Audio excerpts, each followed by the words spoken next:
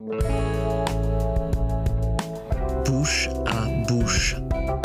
Ta bouche, leur bouche, sa bouche, ma bouche, ses bouches, des bouches, bouche à bouche. Un podcast de rencontres artistiques. Bonjour Shirley. Bonjour Gauthier. J'ai dit que je ne te demanderai pas si ça va. Ça va peut-être choquer certains, mais avoue, c'est un peu trop conventionnel au début d'un podcast. C'est conventionnel, en même temps ça a un petit côté rituel, ouais. quand on sait absolument. Est-ce que ça te ferait du bien si je te demande si ça va ? Allez, ça va Shirley ? Bah écoute, ça va Gauthier. Et toi ? Ça va. Partons sur ce moment ensemble, ça me fait très plaisir.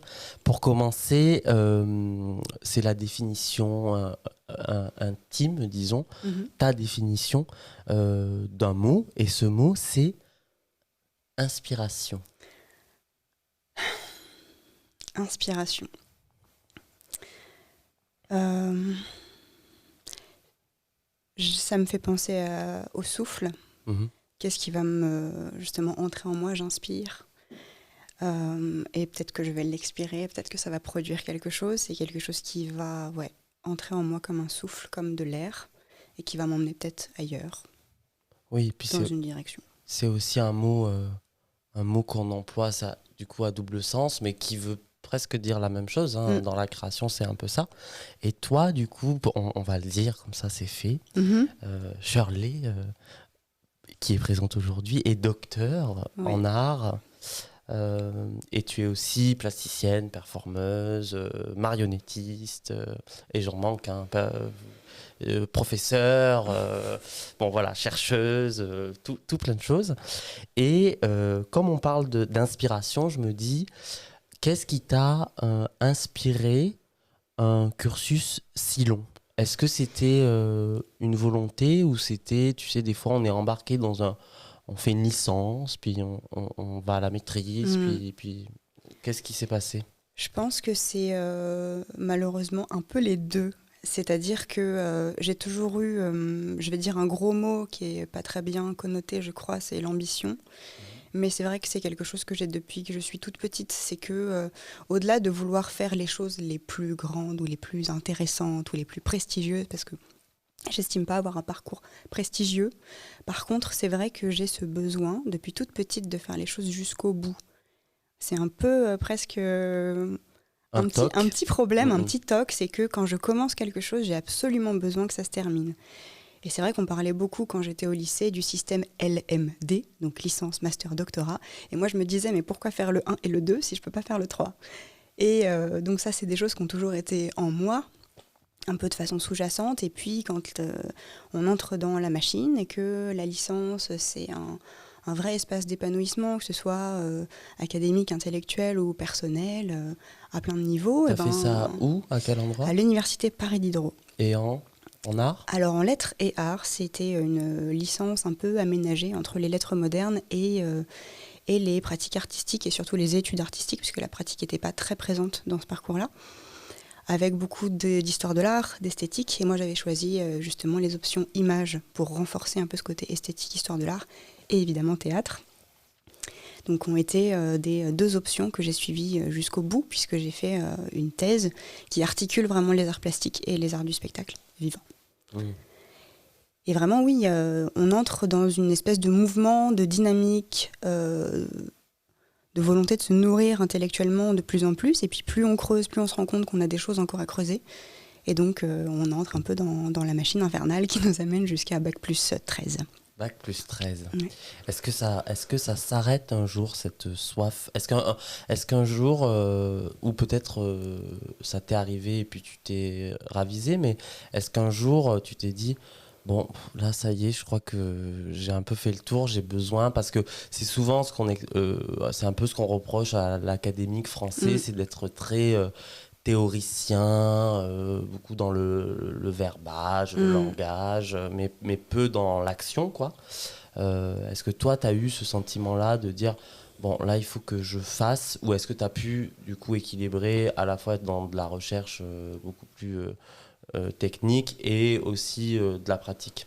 Alors oui, Ta question est vaste, mais la réponse est oui, de façon générale. J'ai eu cette crainte et qui n'a pas duré très longtemps non plus, parce que je faisais déjà beaucoup de théâtre avant de commencer mon doctorat. En tant que comédienne? En tant que comédienne, oui, et c'est un mot important d'ailleurs, parce que c'est un mot que je n'utilise plus aujourd'hui pour décrire ce que je fais. Par contre, effectivement, il y a eu ce moment où je me suis rendu compte que la pratique que j'avais, scénique, artistique, elle ne correspondait pas à ce que j'étais en train de déployer sur le plan théorique. Et que j'avais besoin que les deux choses puissent s'entrelacer de façon un petit peu plus féconde, ou je ne sais pas trop comment le dire. Et donc j'ai eu un petit temps de recherche en me disant, bon là il y a un problème, parce que moi j'ai effectivement besoin de mettre les mains dans le cambouis, absolument. J'ai besoin de mettre mon corps à l'ouvrage, je ne peux pas juste me mettre à la bibliothèque et écrire, même si c'est des moments que j'ai eu aussi dans ma vie qui sont importants pour moi, mais j'ai besoin vraiment de co-construire les choses, et intellectuellement et physiquement, quitte aussi à devenir interprète sur des spectacles sur lesquels je ne maîtrise rien, sur le plan aussi dramaturgique, plus intellectuel en tout cas. D'être vraiment un corps qui œuvre, qui sait comment ça œuvre, comment ça fonctionne, etc. Jusqu'à ce que je me sente un peu plus légitime pour parler de ce qu'on appelle la recherche-création, qui vraiment pense les choses de façon conjointe. Je fais à la fois de la recherche académique, je suis capable de prendre du recul sur mon travail, et je crée des formes qui sont en résonance avec ce que je fais plus sur le papier, quoi. Oui, et du coup, tu disais que donc à la base, tu te considérais comédienne, et que maintenant, c'est un terme que tu n'emploies plus. Pourquoi et en quoi ta pratique a-t-elle changé ou pas? Alors, ma pratique, elle a beaucoup changé quand je suis passée à la marionnette. Notamment. Ça fait combien de temps? Ça doit faire un peu moins de 10 ans. Et c'est arrivé comme une grande vague. J'ai fait ma thèse à l'origine sur la question du pantin, qui était plus une question philosophique qu'une question pratique, et je n'avais pas encore vraiment rencontré les arts de la marionnette. Moi, petite, j'allais pas voir de la marionnette au théâtre. D'ailleurs, j'allais pas vraiment au théâtre. C'est quelque chose qui est arrivé assez tard dans ma vie. Jouer, créer des personnages, disparaître derrière un personnage, ça oui, mais pas de marionnette, pas de spectacle pour enfants. C'était pas du tout mon univers, et quand je suis entrée dans la marionnette, c'était pas du tout dans l'idée de faire des spectacles jeunes publics, etc., etc. Ça, c'est quelque chose que je récuse complètement, même si aujourd'hui j'ai un peu mis d'eau dans mon vin et que je me rends compte qu'il y a plein de formes jeunes publics qui sont fabuleuses et extrêmement intelligentes. Mais c'était pas mon entrée. Mon entrée, c'est moins l'enfance que la confrontation avec un corps inanimé. De confronter le vivant et l'inanimé, le vivant et le mort. Exactement. Quand je faisais du théâtre, bon, de là à dire que j'étais comédienne, c'est un peu un grand mot parce que j'étais pas professionnelle, mais je montais des spectacles avec des troupes, et c'est vrai que je portais du texte, j'étais au plateau un personnage, et ça c'est des choses qu'aujourd'hui je décentre un peu dans ma pratique, que ce soit pour la pratique performative ou la pratique de marionnettiste. J'essaie de ne pas moi être au centre et de placer toujours quelque chose d'autre. L'image, l'objet. Ouais, d'être plutôt le médiateur. Exactement, c'est un mot qui convient parfaitement, c'est se mettre au service de l'objet, de l'image, peut-être du sens, mais même pas forcément. Et de pas, moi, porter au centre le personnage à l'intérieur de moi. Et donc, si tu devais choisir un terme, c'est quoi? Performeuse, le terme artiste? Oui, artiste, même si c'est un mot que j'ai mis du temps aussi à apprivoiser et à accepter, parce que c'est un mot exigeant à porter. Oui, bonjour, je suis artiste. Salut. Bonjour, tu fais quoi dans la vie? Je suis artiste. Et non, c'était pas simple. Et une fois n'est pas coutume, c'est l'administration qui m'a permis d'assumer le mot. Puisque j'ai... T'étais nommée comme telle, en fait. J'étais nommée comme telle, je suis inscrite à la maison des artistes, donc je suis officiellement, aux yeux de la loi, une artiste. Donc ça, c'est un truc qui conforte quand t'es un peu pas sûr de toi et que tu sais pas trop où tu vas. Même au bout de 13 ans d'études. Même au bout de 13 ans, mais évidemment, parce qu'en plus, quand on a un parcours plus académique de théoricien, puisque moi j'ai fait une thèse qui est vraiment académique, même s'il y a une très forte dimension créative, que ce soit évidemment dans l'analyse des œuvres, puisque ça reste très personnel, c'est des études d'art, ou dans le plaisir qu'on prend à l'écriture, etc. Il y a une dimension même plastique qui est très importante.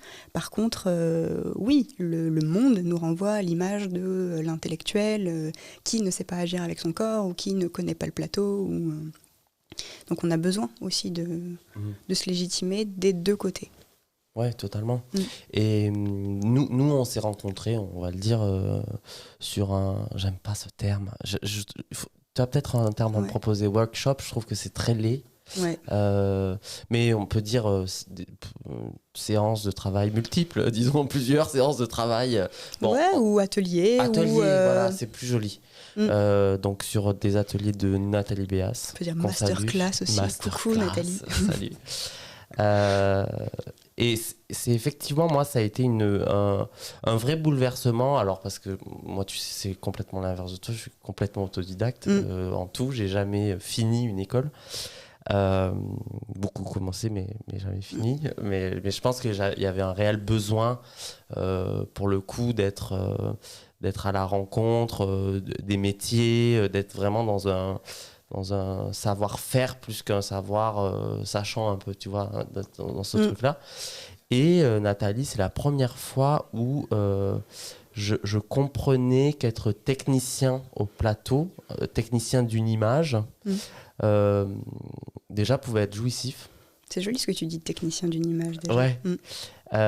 Pouvait être jouissif dans l'idée où je peux prendre du plaisir en ne sachant pas quelles sont les émotions que le public doit ressentir et que moi-même je ressens. Donc vraiment être au service d'eux. Et effectivement, ça nourrit beaucoup le rapport, tu vois, comédien, quand tu vois des grands textes et tout. Bon, ça peut faire rêver, tu vois, de monter du Shakespeare ou des choses comme ça, je peux le comprendre, mais c'est vrai que c'est une autre recherche et qu'effectivement, ça s'apparente plus à être artiste, comme tu le dis, qu'être comédien, parce qu'en fait, comédien, on se dit, bon, bah, c'est une personne qui joue un texte. Mais là, toute la dimension physique et tout ça, elle est un peu... souvent, en tout cas dans le théâtre français, elle est un peu mise à part, alors qu'en fait, ça doit venir presque du corps. Je ne sais pas si tu es de cet avis-là aussi. Absolument, et c'est exactement le chemin que nous a fait prendre Nathalie, c'est-à-dire qu'on est parti d'exercices qui étaient extrêmement physiques, voire épuisants, qui nous amenaient forcément dans des états un peu seconds, très, très engagés finalement sur le plateau. Il y avait un engagement réel des corps, de l'esprit de la collectivité. En plus, on travaillait autour d'un thème qui est la meute, donc avec toute cette dimension d'animalité, des corps entre les corps, les uns avec les autres. La domination, la soumission, entre guillemets. Ou même des énergies vraiment collectives qui nous amènent tous dans une direction. Dans ce truc-là, je savais que ça arriverait.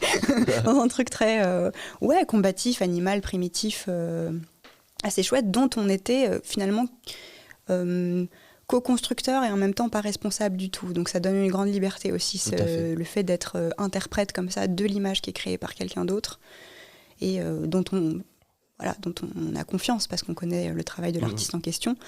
Nathalie Béas, qui est vraiment artiste, plus que metteur en scène, quoi, plutôt artiste total. Et effectivement, est-ce que toi, moi malheureusement, j'ai vu qu'une seule, je ne sais pas si on peut appeler ça des pièces du coup, mais de théâtre-objet, c'était avec des étudiants universitaires, il me semble. Tu peux peut-être en dire un peu plus sur ça. Alors, tu étais venu.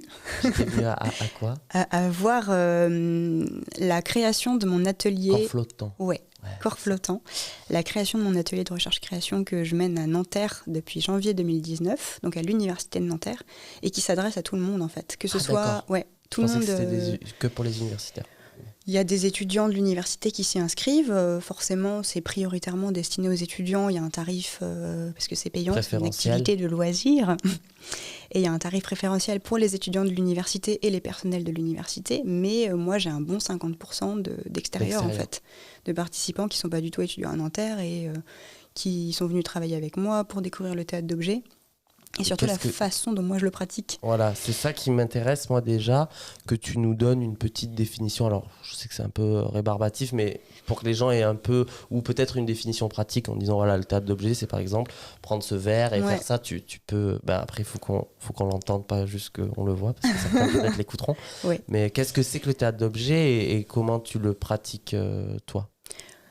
Alors, je vais te dire comment moi je vois le théâtre d'objets, vraiment, pas une définition, parce que je crois pas qu'il y en ait. C'est, si je veux vraiment dire les choses très vite, ça vient plus ou moins du théâtre de marionnettes, sans en être.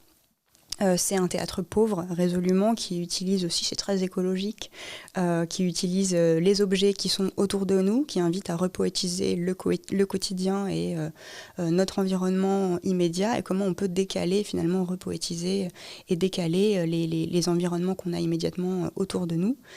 Comment donner vie finalement aux objets, c'est un peu le grand fantasme de ton grenier qui est habité par des souvenirs et des énergies singulières dont tu vas te laisser inspirer, pour reprendre le mot de notre début, et qui vont justement te donner un peu un souffle pour t'inviter à bouger.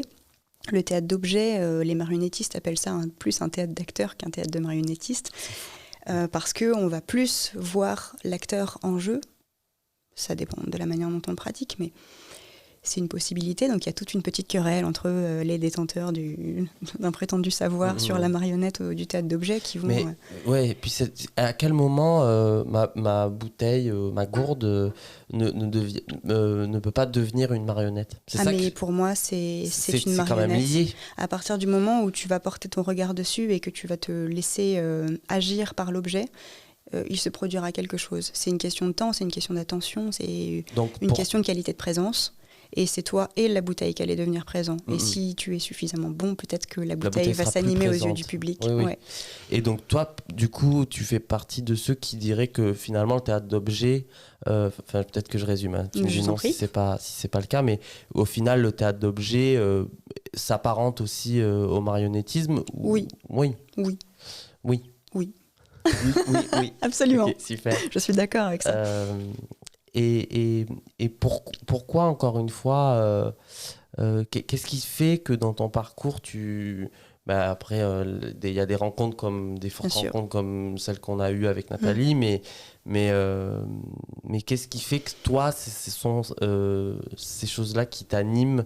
Est-ce que c'est le type de spectacle que toi, tu consommes aussi en tant que spectatrice? Tu vois, qu'est-ce que ça te fait? Pas vraiment. J'ai entendu quelque chose une fois qui était à la fois très triste et très juste. Je venais juste de créer une performance qui s'appelle Les Habitants du Seuil, dans laquelle je suis toute seule avec des marionnettes que je place sur des socles, et ça se joue dans un espace muséal que j'ai créé au musée d'art et d'histoire de Colombes. C'est les fameux lièvres? C'est ça. Et donc j'ai joué cette performance devant un public attentif, intéressée, je crois, en tout cas une partie, et il y a une dame qui est venue me voir à la fin et qui m'a regardée droit dans les yeux en me disant qu'elle avait apprécié ce qu'elle avait vu, mais elle m'a dit une chose, elle m'a dit « Vous avez été beaucoup toute seule, non ?» Et je la connais pas, cette dame. Et sur le coup, j'ai été très très choquée de la vérité crue que j'étais en train d'entendre. Et oui, je crois que ça me vient aussi de ma nécessité de me créer des présences autour de moi, parce que oui, j'ai été... une enfant non pas solitaire mais isolée, pas mal. J'ai grandi toute seule, j'ai beaucoup déménagé, j'ai pas de frères et sœurs, j'ai une famille monoparentale et ma maman travaillait beaucoup. Et c'est vrai que je pense qu'il y a des choses en moi qui comme dans un instinct de survie, me demandent de combler, de créer des présences, finalement, d'articuler les choses pour pas être toute seule. Et j'ai besoin que ça prenne vie autour de moi, en fait. Je crois que c'est né de là. Et c'est cette dame qui me l'a envoyé, en fait, en pleine face. Sans le savoir, finalement. Sans le savoir, mais en même temps avec une acuité que j'ai trouvée complètement folle. Je me dis, c'est pas en 20 minutes de performance que... Tu lui as demandé ce qu'elle faisait dans la vie, elle est peut-être... Je sais pas, je sais pas, mais en tout cas, je me suis dit, waouh, c'est fort. Ou alors je suis vraiment un livre ouvert, et dans ce cas-là c'est flippant, c'est-à-dire tout le monde le sait dans la rue, tout le monde Shirley, le sait. Je n'osais pas te le dire, mais tu fais très seule. tu fais... Non mais ça va mieux maintenant. Maintenant j'ai plein de petits lièvres. Maintenant j'ai des lièvres partout dans mon appartement. Et pareil, dans la construction de l'objet, comment enfin tu vois, moi le marionnettisme, c'est vrai que on pense au guignol, quoi, généralement, et je pense que ça fait beaucoup de tort à la marionnette, quoi qu'il doit y en avoir de très bons. Il y a de très très bons guignols, bien sûr, mais c'est une forme traditionnelle tout à fait valable. C'est pas ma tasse de thé, mais il y a plein de choses très intéressantes et très importantes à considérer par rapport à ça, oui. Et comment comment on crée la marionnette? C'est un métier? Oui. Qui s'appelle comment? Marionnettiste. Donc le marionnettiste. Non, il y a beaucoup de marionnettistes, je te charrie un peu, il y a beaucoup de marionnettistes qui créent leurs propres marionnettes. C'est aussi parce que c'est un métier qui est en train de... Il y a le diplôme est devenu comment on dit, reconnue par l'État. La grande école de Charleville-Mézières que je n'ai pas faite reconnaît le diplôme dont sont issus. Et désormais. J'arrive pas à le dire. Le diplôme existe. Voilà. Okay. Désormais, mais c'est très récent.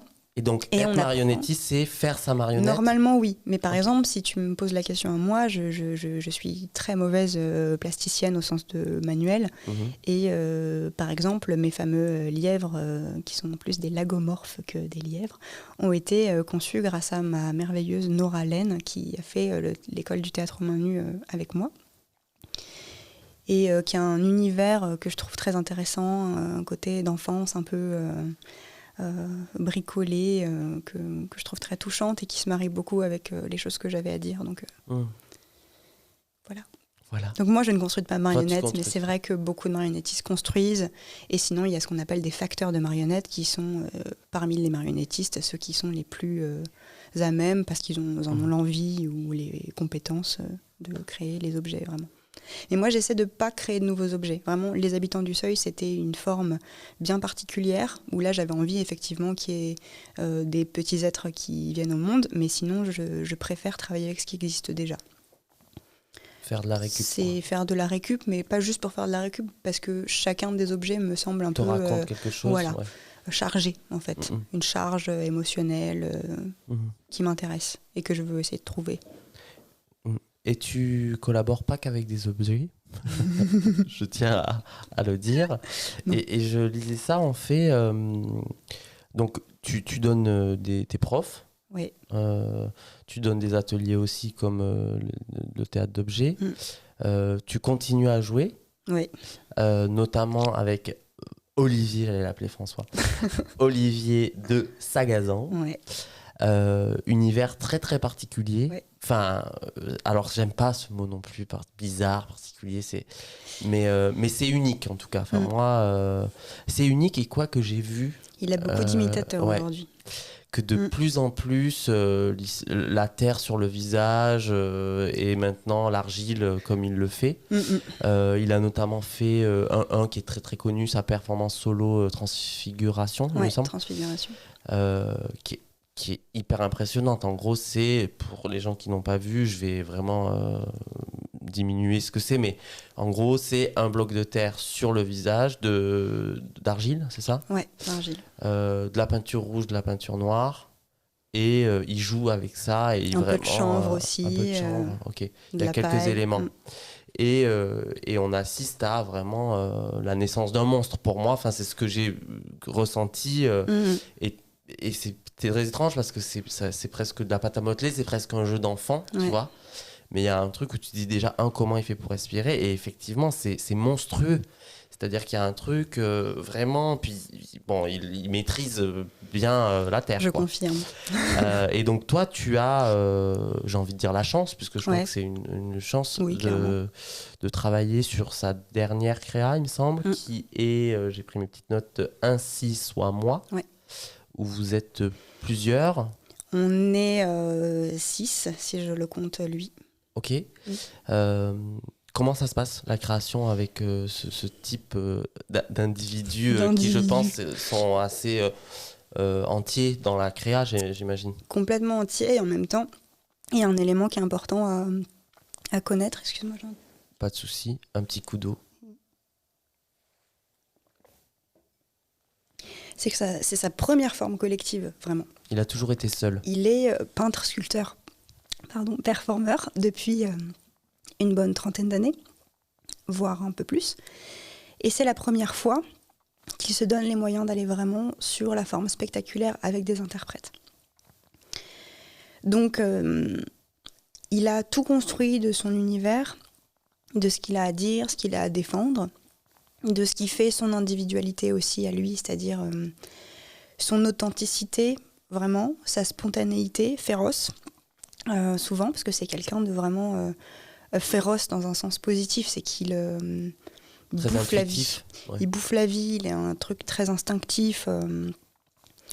Il a 60 ans quand même, et c'est encore un jeune homme qui dévore, vraiment, et qui a envie de vivre plus que tout. On lui met souvent une étiquette un peu macabre, un peu... lui, tout ce qu'il a à dire, c'est de parler du vivant. Il a une formation de biologiste qui est très profondément ancré. Donc lui, quand il nous dirige au plateau, il nous dirige comme un biologiste. Il nous parle de cellules, de membranes, de à quel endroit, là, on dépasse quelque chose qui... Oui, il y a quelque chose de très organique. Une entrée en scène, c'est l'entrée d'un virus dans un espace cellulaire, en fait. C'est vraiment... et sans que ce soit non plus hyper technique, la manière dont il le décrit, mais c'est un univers dont il faut prendre l'entière mesure, je crois, entre les peintures, les sculptures, les croquis, et évidemment sa performance de transfiguration qui est une espèce de matrice qui synthétise plein de choses sur ce qu'il fait encore aujourd'hui avec Un 6 soit moi. Et là, vous l'avez joué ? On l'a créé juste avant le confinement. On a eu cette chance inouïe au festival Danse Fabrique à Brest de le créer. Donc là, c'était le 4 mars. On aurait dû le rejouer à Bruxelles. Là, il y avait du public, vous avez fait une restitution ? Ah, c'était la créa, donc c'était dans le cadre du festival Danse Fabrique.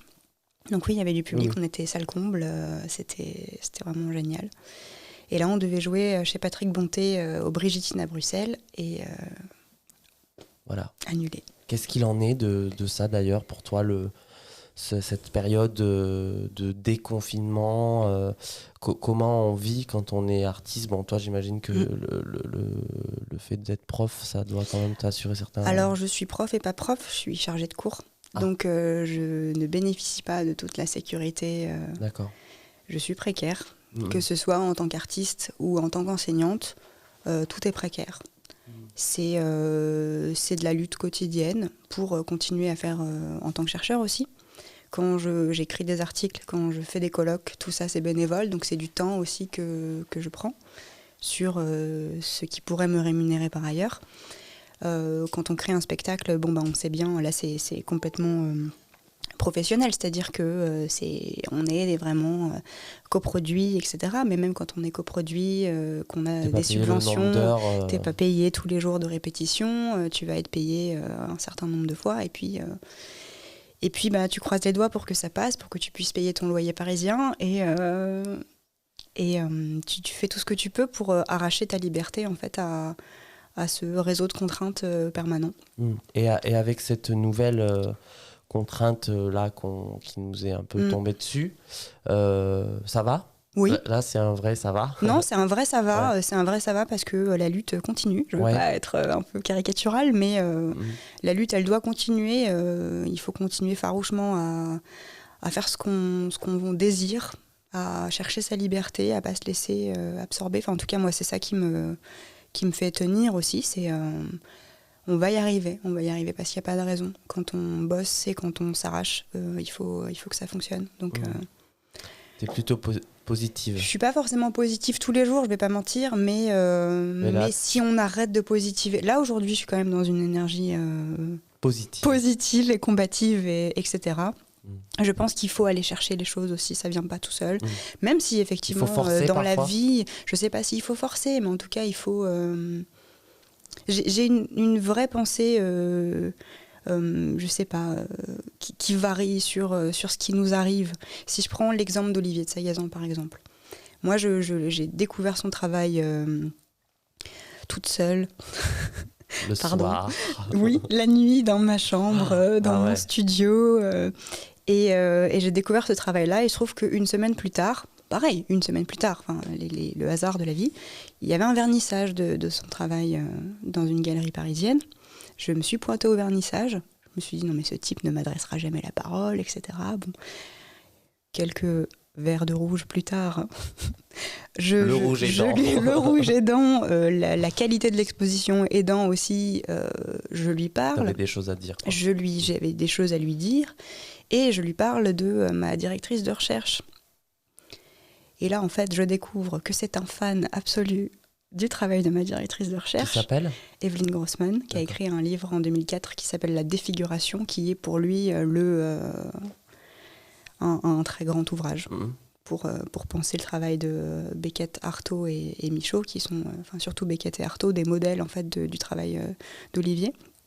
Et donc on commence à se parler comme ça, il me donne sa carte, je découvre que c'est un monsieur absolument charmant et très enthousiaste, très vivant.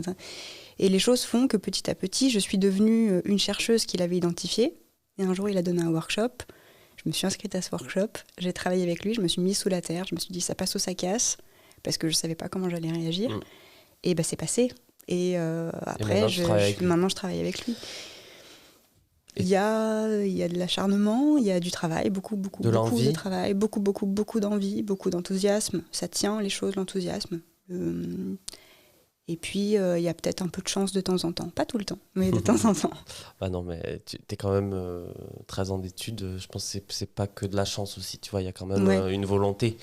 Enfin, si tu n'as pas de volonté, tu vas pas au bout. Alors après, moi, je dis pas que j'ai pas eu de volonté. C'est une autre forme de volonté. Non, mais c'est pas assez... mais en tout cas, oui, c'est sûr. Et là...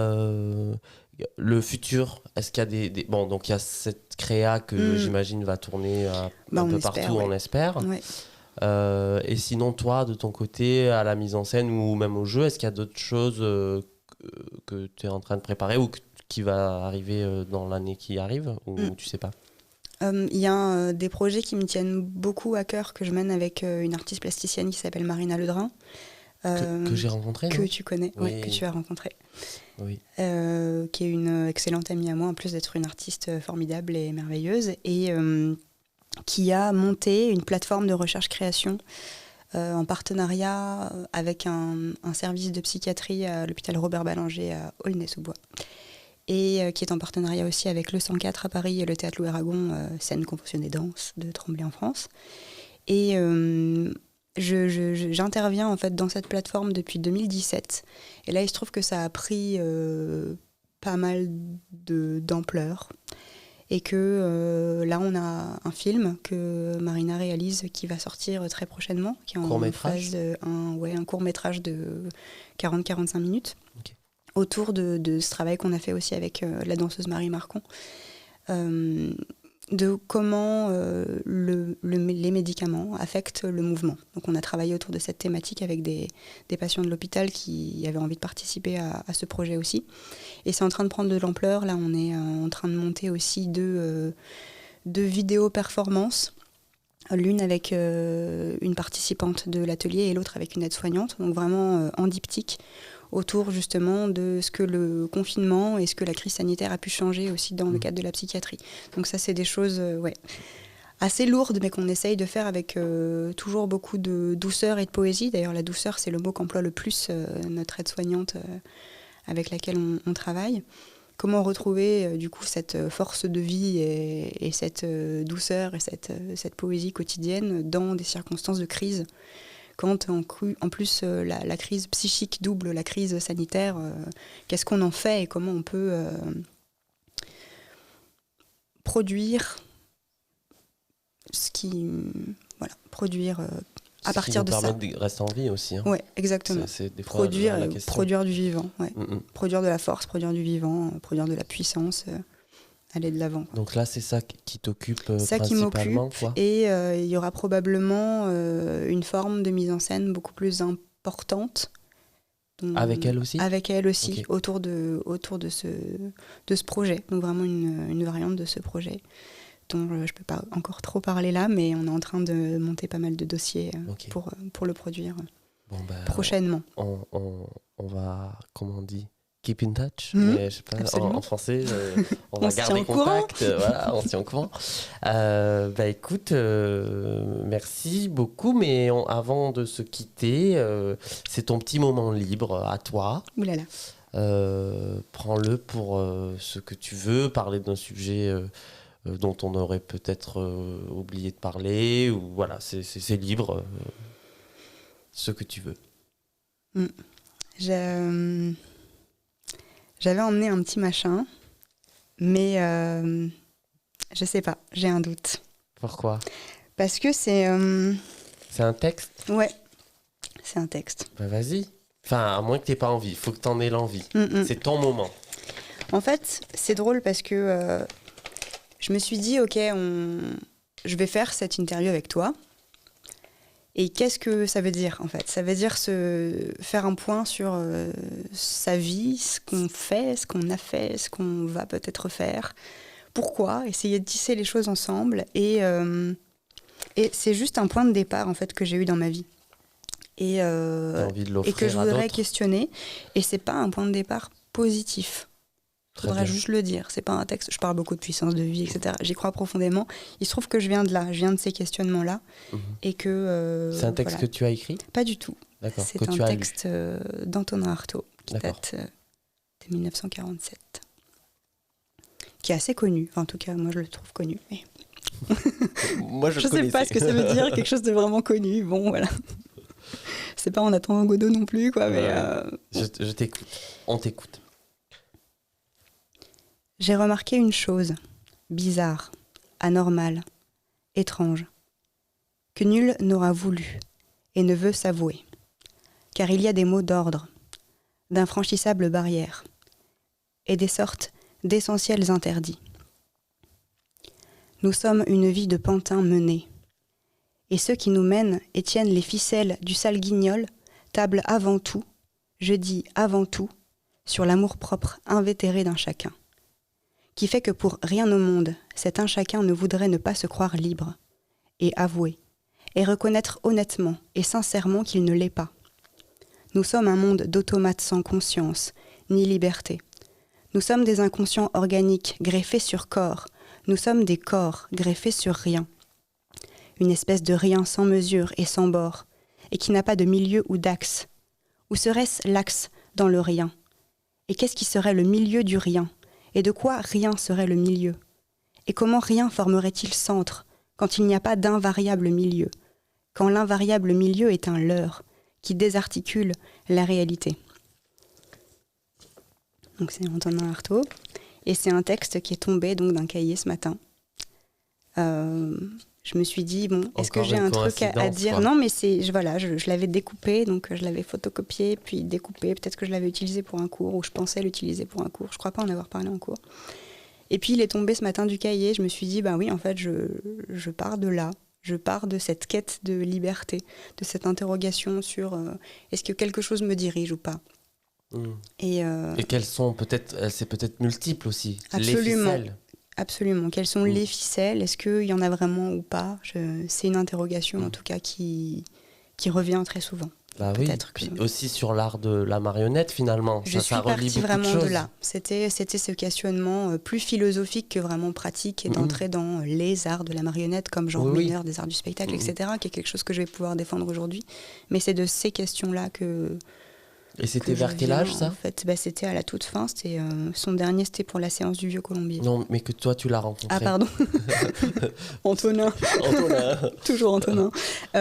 Moi, quand j'ai rencontré ça... Ouais, le texte. Ce texte-là, je devais avoir 21 ans. Ok, donc tu étais déjà en études. Ouais. Mais du coup, ça a mis des mots sur ce que toi, tu cherchais. Ouais. Bah, c'est très intéressant. Ouais. Je te remercie d'avoir partagé ça avec nous. Merci à toi pour cette invitation. Ah oui, et c'est le dernier avant, c'est les mots. On finit toujours par un mot. Et j'ai envie de te demander, toujours, je le dis à chaque fois, je pense que les gens en ont marre, mais je dis toujours, soyez intuitif, dites le premier qui vient, on se juge pas, hein, voilà. Mais un mot qui te donne de l'inspiration. Puissance. Eh bien, merci pour ce moment puissant. Et, merci à toi, vraiment. Et à très très vite. Merci.